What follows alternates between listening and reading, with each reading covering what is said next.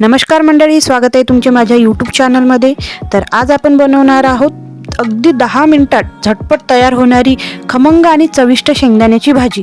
याआधी अशी भाजी तुम्ही बनवलीही नसेल आणि हा व्हिडिओ शेवटपर्यंत नक्की पहा, व्हिडिओला स्किप करू नका, जेणेकरून तुम्हाला भाजी कशी बनवली याची पूर्ण रेसिपी माहिती पडेल। तर त्यासाठी मी काय घेतलं आहे ते सांगते। त्यासाठी मी शेंगदाणे घेतलेले आहे, 1 वाटी शेंगदाणे घेतले। शेंगदाणे मी लालच वापरते, पांढऱ्या कलरचे शेंगदाणे त्याने भाजीला फार अशी चांगली टेस्ट येत नाही। सोबतच बारीक कट केलेले टमाटे, कांदा, लसण, जिऱ्याचा पेस्ट आणि कोथिंबीर तुम्ही बघू शकता। हे सर्व साहित्य आपल्याला या भाजीसाठी लागणार आहे आणि भाजी बनवायची पद्धत ही अगदी सोपी आहे आणि विदर्भ स्टाईल आहे। तर तुम्ही ही रेसिपी नक्की ट्राय करा। त्यानंतर मी तवा गरम व्हायला ठेवला आहे। तवा गरम झाला की याच्यावर आता आपण शेंगदाणे भाजून घ्यायचे। शेंगदाणे हे चांगले भाजून घ्यायचे आहे। कच्चे शेंगदाणे सुद्धा टाकू शकता, पण कच्चे शेंगदाणे टाकल्यामुळे काय होतं, भाजीला चव येत नाही आणि अशी पांचट भाजी लागते। त्याच्यामुळे ना शेंगदाणे हे भाजूनच घ्यायचे आहे। मला शेंगदाणे भाजलेले आवडतात म्हणून मी शेंगदाणे भाजून घेतलेले आहे। तुम्ही कच्चे सुद्धा टाकू शकता। बघा, शेंगदाणे भाजून घ्यायचे आहे। त्यानंतर शेंगदाणे भाजून झाले की हे शेंगदाणे मिक्सरमधून बारीक करून घ्यायचे आहे।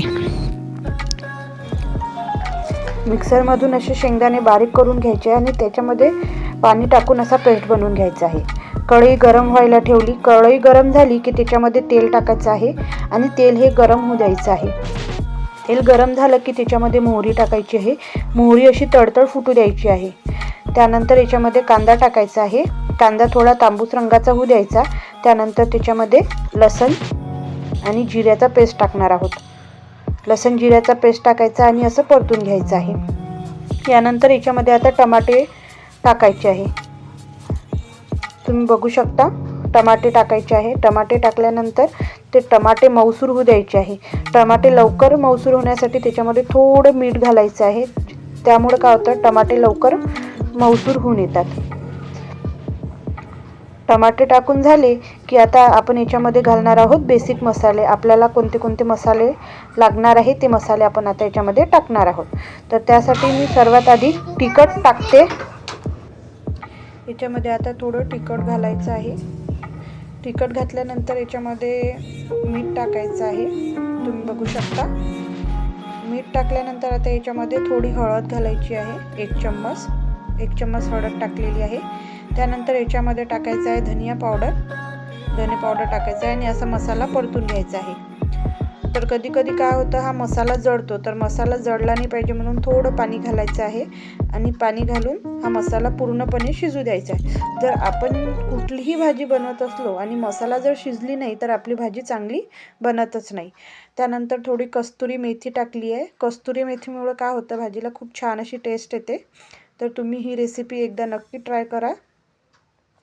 बघा, आपल्या भाजीला असं तेल सुटत आहे।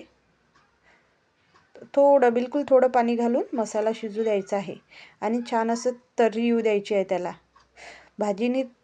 भाजीला असं तेल आलंय की समजून जायचं की आपला मसाला आता शिजत आलेला आहे। त्याच्यानंतरची प्रोसेस आपण करणार आहोत। बघा, भाजीला किती छान अशी तर्री आलेली आहे। यानंतर आता याच्यामध्ये टाकायचे आहे जे आपण मिश्रण बनवलं होतं शेंगदाण्याचं। शेंगदाण्याचं जे मिश्रण बनवलं होतं ते टाकायचं आहे याच्यामध्ये। तुम्ही बघू शकता, जर तुम्हाला घट्ट भाजी पाहिजे असेल ना तर तुम्ही याच्यामध्ये जास्त पाणी नाही घातलं तरी चालेल। तुम्ही अशी सुद्धा भाजीही ठेवू शकता। ही अशी भाजी पण खायला खूप छान लागते। आणि जर तुमच्या घरी लोकसंख्या जास्त असेल, क्वांटिटी जास्त असेल तर तुम्ही त्याच्यामध्ये थोडं पाणी घालू शकता, 1 ग्लास। तुम्हाला कन्सिस्टन्सी कशी पाहिजे, पातळ हवी आहे की घट्ट हवी आहे हे तुमच्यावर डिपेंड करतं। तर तुम्ही त्याच्यामध्ये पाणी टाकायचं आहे आणि त्यानंतर त्याला 5 ते 10 मिनिट शिजू द्यायचं आहे। ही भाजी भाकरीसोबत, चपातीसोबत आणि गरमागरम भातासोबत खायला एकदमच मस्त आणि भारी लागते। तर तुम्ही ही रेसिपी एकदा नक्की ट्राय करा। बघा, अशा प्रकारे ही भाजी शिजू द्यायची आहे। त्यानंतर याच्यावर कोथिंबीर घालायची आहे। कोथिंबीर झाल्यानंतर फायनली आपली भाजी आता तयारच झालेली आहे। बघा, आपली भाजी तयार झालेली आहे आणि ही भाजी तुम्ही गरमागरम भातासोबत खा। भातासोबत ही खूपच छान लागते. सोबतच तुम्ही चपातीसोबतसुद्धा खाऊ शकता. ही रेसिपी एकदा नक्की ट्राय करा आणि व्हिडिओ आवडला असेल तर व्हिडिओला लाईक आणि माझ्या चॅनलला सबस्क्राईब करायला मात्र विसरू नका.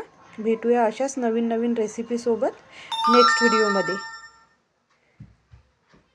चला तर भेटूया आता आपण नेक्स्ट व्हिडिओमध्ये नवीन रेसिपीसोबत.